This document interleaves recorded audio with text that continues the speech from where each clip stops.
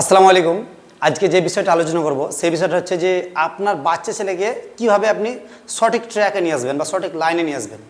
আপনার বাচ্চাকে লাইনে আনার জন্য প্রথমত আপনাকে মাইন্ডসেট তৈরি করতে হবে আপনার, তারপরে বাচ্চার মাইন্ডসেট তৈরি হবে।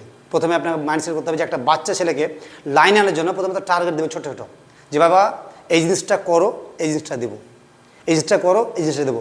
এটা সারা জীবন যদি থেকে তাহলে অসুবিধা আছে, কিন্তু একটা লিমিট, একটা টাইম টেবিল থাকবে যে 5 বছর পর্যন্ত তাকে যদি একটা টার্গেট দেওয়া হয়, প্রথমে তাহলে ছোট্ট একটা টার্গেট দেবে যে বাবা তুমি এই জিনিসটা ওই জায়গায় রাখো, তোমাকে একটা জিনিস দেবো বা একটা ভালোবাসবো বা কোলে নিবো বা ফিডিং করাবো, বিভিন্ন জিনিস হতে পারে। তারপরে সেই টার্গেটটা ধীরে ধীরে ধীরে বাড়াবেন কি।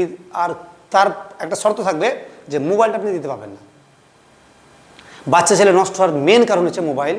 এই মোবাইলটা যদি দূরে দেন, দূরে রেখে দেন বাচ্চা থেকে, আর একটা ছোট্ট ছোটো টার্গেট সেট করেন যে বাবা যদি আজকে তুমি এই পুরো খাবারটা খেতে পারো তাহলে তোমাকে অমুক জায়গা নিয়ে যাবো, বা তুমি এই জিনিসটা যদি করতে পারো তাহলে তোমার একটা ছবি তুলবো, বা এই জিনিসটা করতে পারো তুমি একটা রং বেরং কলম কিনে দেবো, এই জিনিসটা যদি করতে পারো তাহলে একটা ভালো ড্রয়িং বই বা ড্রয়িং খাতা বা বিভিন্ন জিনিস কিনে দেবো। এই লোভটা যদি দেন তাহলে বাচ্চা থেকে মোবাইল থেকে দূরে থাকবে আর আপনি ছেলের সঠিক ট্র্যাকে নিয়ে আসতে পারবেন।